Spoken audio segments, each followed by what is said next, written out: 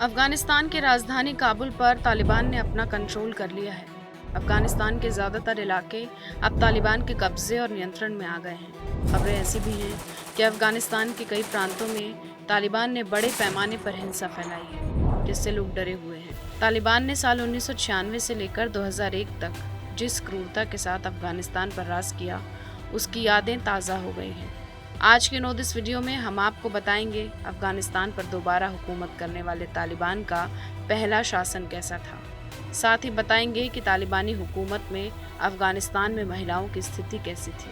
आप बने रहिए हमारे साथ। सबसे पहले ये जानना जरूरी है कि तालिबान की स्थापना कैसे हुई। 1994 में तालिबान की स्थापना एक छोटे से गुट के तौर पर हुई, लेकिन समय के साथ इसकी ताकत बढ़ती चली गई।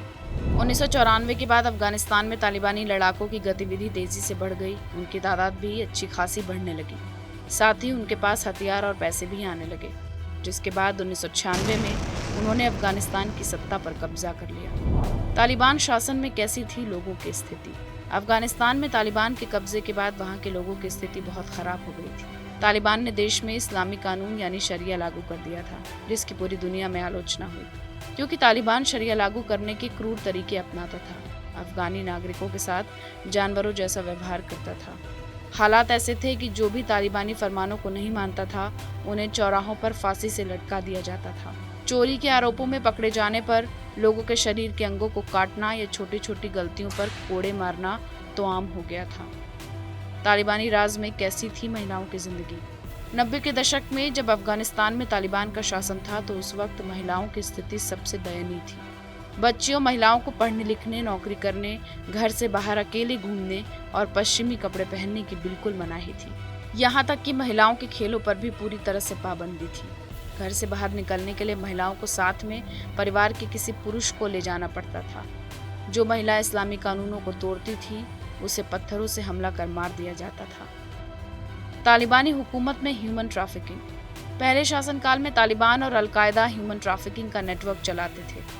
अल्पसंख्यक महिलाओं को गुलाम बनाकर अफगानिस्तान और पाकिस्तान में बेच दिया जाता था। इसमें सबसे ज्यादा अफगानिस्तान में रहने वाली ताजिक, उज़्बेक, हज़ारा और गैर पश्तून महिलाएं मानव तस्करी का शिकार होती थी। बड़े पैमाने पर महिलाओं का अपहरण कर उन्हें बसों और ट्रक में भरकर ले जाया जाता था।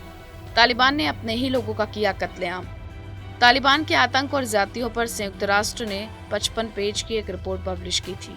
उसमें कहा गया था कि अफगानिस्तान के उत्तरी और पश्चिमी हिस्सों पर नियंत्रण करने के लिए तालिबान ने अपने ही लोगों का कत्लेआम किया।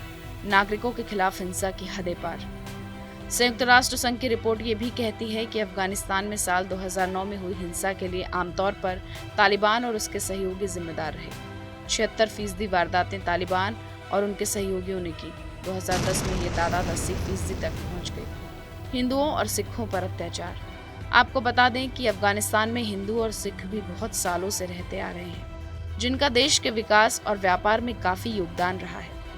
लेकिन तालिबानी शासन शुरू होते ही हिंदुओं और सिखों का तेजी से भारत और दूसरे देशों की तरफ पलायन शुरू हो गया। तालिबान का रवैया इतना क्रूर था कि उसने हिंदुओं और सिखों को भी शरिया कानून मानने की हिदायत दी थी। उनकी संपत्तियों पर कब्जा किया और धार्मिक जगहों को नुकसान पहुंचाया। गैर मुस्लिम परिवारों को मकानों के बाहर पीले रंग का बोर्ड लगाने का सख्त फरमान था और गैर मुस्लिम महिलाएं आसानी से पहचान में आ जाएं, इसलिए उन्हें पीले रंग की ड्रेस पहनने की हिदायत थी। साथ ही उन्हें मुस्लिमों से दूर हटकर चलने का आदेश भी था। हिंदू और सिख धर्म की महिलाओं को मुस्लिम के घर जाने और उनके यहाँ किसी मुस्लिम के आने पर भी पाबंदी रहती थी। हालांकि दूसरी हुकूमत में तालिबान ने पिछली बार जैसी बर्बरता नहीं दिखाई है। अभी सरकारी अधिकारियों के साथ मारकाट और आम शहरों को नुकसान पहुंचाने की खबरें नहीं आई हैं। महिलाओं और बच्चियों से जोर जबरदस्ती के मामले भी सामने नहीं आए हैं।